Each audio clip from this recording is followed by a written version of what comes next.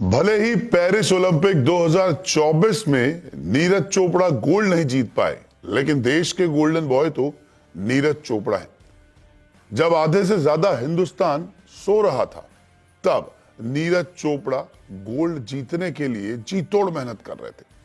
हालांकि वो गोल्ड से कुछ मीटर ही पीछे रह गए, लेकिन सिल्वर मेडल तो अब नीरज चोपड़ा ने अपने नाम कर लिया है। नीरज चोपड़ा खुश भी हैं, नीरज चोपड़ा उदास भी हैं।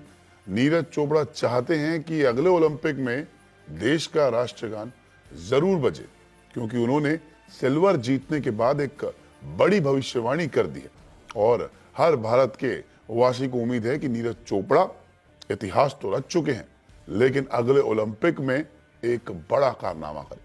दरअसल भारत को पेरिस ओलंपिक 2024 में गोल्ड मेडल की उम्मीद थी नीरज चोपड़ा से।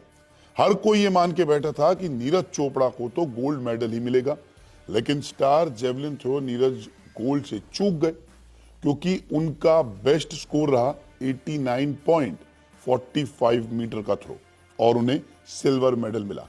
ये उनका सीजन बेस्ट भी रहा। वहीं पाकिस्तान के अरशद नदीम ने तो ओलंपिक में ही बड़ा कीर्तिमान कर दिया, क्योंकि उन्होंने जब अपना थ्रो फेंका तो वो 92.97 मीटर का थ्रो गया और उन्होंने गोल्ड उसी वक्त पक्का कर लिया था और ये अब ओलंपिक का नया रिकॉर्ड है। नीरज ने इससे पहले 10 मुकाबलों में हमेशा नदीम को हराया था, लेकिन जब फाइनल की बारी आई तो नदीम नीरज से एक नहीं बल्कि कुछ कदम आगे निकले। गोल्ड हाथ से फिसलने के बाद नीरज का दर्द अब छलक गया है। नीरज ने कहा कि उनका दिन नहीं था, साथ ही एक बड़ी भविष्यवाणी भी उन्होंने कर दी है। भले ही पेरिस में राष्ट्रगान नहीं बजवा पाए हो, लेकिन उन्होंने ये कहा है कि अगली बारी कहीं और जरूर होगा। बता दें कि जिस देश का खिलाड़ी गोल्ड मेडल जीतता है, उसका राष्ट्रगान पोडियम पर बजता है। यानी कि 1, 2 और 3 जब खड़े रहते हैं, यानी कि गोल्ड, सिल्वर और ब्रॉन्ज, तो गोल्ड मेडल जीतने वाले का देश के राष्ट्रगान को बजाया जाता है। हालांकि अब नीरज थोड़ा बहुत उदास भी है, लेकिन उन्होंने एक बड़ी भविष्यवाणी तो कर दी है। जल्दी से आपको बताते हैं कि आखिरकार नीरज ने अपने सिल्वर मेडल जीतने पर क्या कुछ कहा। नहीं, बिल्कुल। देखो, कंट्री के लिए जब भी मेडल जीतते हैं उसकी खुशी तो होती है, लेकिन वही है कि पर्सनली मतलब मेडल की बात अलग है, लेकिन अब टाइम है इम्प्रूवमेंट करने का थ्रो में भी, और जो भी कुछ इंजरी वगैरह है जो चल रही हैं उन पे अभी काम करना है, और जो कमियां हैं उनको सुधारेंगे, टीम के साथ बैठ के बात करेंगे। और आज अरशद का दिन था। कभी जब बात करें टोक्यो की और बुडापेस्ट की, वहाँ पे अपना दिन था, या एशियन गेम्स में अपना दिन था। तो हर एक एथलीट का जो बॉडी है वो एक एक उस दिन अलग ही उसमें होती है।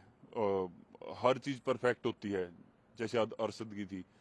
अ, अपना भी काफी अच्छा रहा, लेकिन फिर भी कुछ मुझे लग रहा है कि कुछ चीजें हैं, और एक थोड़ी सी ये इंजरी है, इसको थोड़ा ठीक करके जो फोकस इंजरी की तरफ रहता है खेलते टाइम, वो उस पे ना हो और परफॉर्मेंस पे हो। तो थ्रो का तो बहुत अच्छा है, अंदर अंदर थ्रो तो है, पर वो निकलेगी जब एक बार सब तरीके से फिट हो जाएंगे और मेंटली बिल्कुल तैयार होंगे। एक्सेप्ट करनी पड़ेगी, क्योंकि वही सबसे सही रहेगा। इस चीज को एक्सेप्ट करो कि हाँ, आज शायद अपना दिन नहीं था, और आ, हमेशा बहुत अच्छा रहा है और आगे आने वाले टाइम में भी अच्छा रहेगा। लेकिन आज शायद से वो नहीं था कि आज नहीं बजवा पाएंगे राष्ट्रगान, लेकिन ऐसा हमेशा नहीं होता। आगे फिर मौका मिलेगा और फिर से हमारा राष्ट्रगान होगा, पेरिस में नहीं तो कहीं और से ही। तो नीरज ने भविष्यवाणी कर दी है। नीरज ने यह कह दिया है कि पेरिस नहीं तो कहीं और सही, लेकिन जो भी गलतियां हुई हैं उनसे, जो भी चीजें गलत हुई, उनको वो सुधारेंगे। अपने पूरी टीम से बात करेंगे, मैनेजमेंट से बात करेंगे, कोचेस से बात करेंगे।